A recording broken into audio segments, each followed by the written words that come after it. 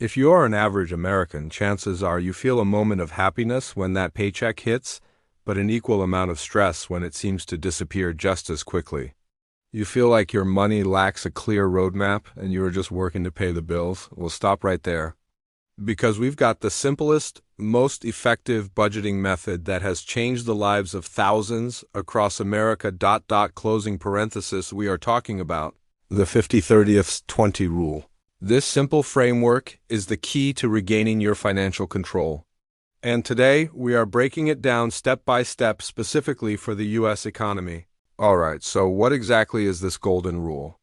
The 50-30-20 rule is a simple guideline championed by U.S. Senator Elizabeth Warren and her daughter, Amelia Warren Tyagi. It's an after-tax income budget, meaning we only care about the money that actually lands in your bank account, your net pay, after all taxes and deductions like health insurance premiums have been taken out. This method simplifies your entire financial life by dividing that net income into three simple buckets: 50% for needs, 30% for wants, and 20% for savings and debt payoff. The beauty of this system is its simplicity and flexibility.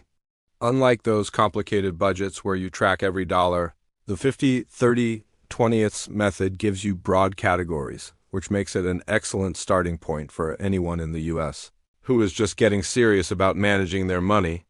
Now let's dive deep into each category and see what falls into these percentages in a typical American household. The largest portion of your paycheck, 50% of your net income, must be allocated to your needs. What are needs? These are the absolute essentials you cannot live without. If you lose your job tomorrow, you still have to pay for these.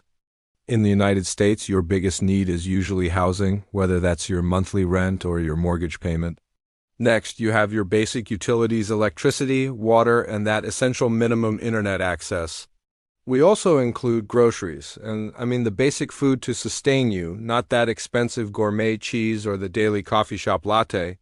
Crucially, in the U.S., healthcare premiums and any essential minimum debt payments also fall into this 50% category. This includes the minimum payment on your credit cards, the minimum on your student loans, and your car payment. Remember, these are the payments that prevent your accounts from going into default. Now, here's where many Americans struggle. If your needs are currently exceeding 50%, you have what we call a cost of living problem. You need to make a tough choice. Either increase your income or decrease your core living expenses.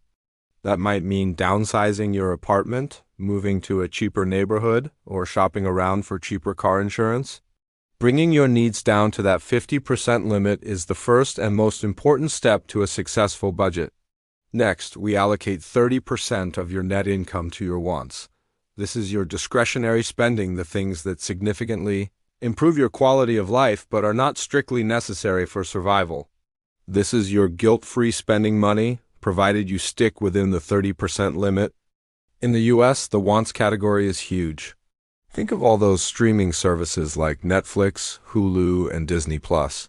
This is also where your dining out budget goes, including those convenient DoorDash and Uber Eats orders. Wants also cover hobbies, expensive gym memberships, new clothes, the latest gadgets, and most importantly, your vacation funds. If you want that annual trip to the Caribbean or a weekend getaway to Vegas, this 30% is where that money comes from. The 50-30-20 rule is genius because it recognizes that life would be miserable without wants. It builds fun into your budget. But here's the caution. If you ever feel strapped for cash, your wants category is the first place you cut. You can cancel a subscription much easier than you can reduce your mortgage payment. Treat this 30% as your spending limit, not a target you must hit. Finally, we arrive at the 20% reserve for savings and debt payoff. This is the foundation of your financial freedom.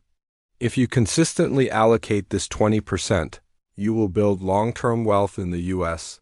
This category is split into two major priorities. First, savings.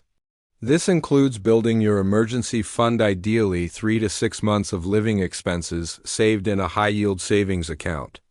It also crucially includes your retirement contributions. If your employer offers a 401k match, make sure you are contributing enough to get that full match. That's essentially free money. If not, fund your IR or other retirement vehicles. These are tax-advantaged accounts essential for retirement in America. Second, accelerated debt repayment. This 20% covers any payments above the minimums you already included in the 50% needs category. Use this 20% to tackle high-interest debt aggressively. In the U.S., this almost always means those high-interest credit card balances, followed by high-interest private student loans or car loans. Our advice at Finance Flash is simple. Prioritize the match, then debt, then savings. First, maximize that 401k match. Second, use the rest of the 20% to pay down high-interest debt, typically anything above 8%. Once that debt is gone, you can shift the entire 20% towards building your emergency fund and aggressively saving for retirement, maximizing your investment potential for years to come. This is the pathway to true financial independence in the United States. So, with its popularity in the U.S., is the 50-30-20th rule truly the best budgeting method? It has huge pros. Its simplicity is unmatched. You don't need complicated software. You just need to know your 3 target percentages. It also promotes financial balance by ensuring you save while still allowing for fun. Guilt-free spending in the 30% wants category. For someone just starting their financial journey, it provides a clear, actionable structure. However, the rule is not perfect, especially in the United States.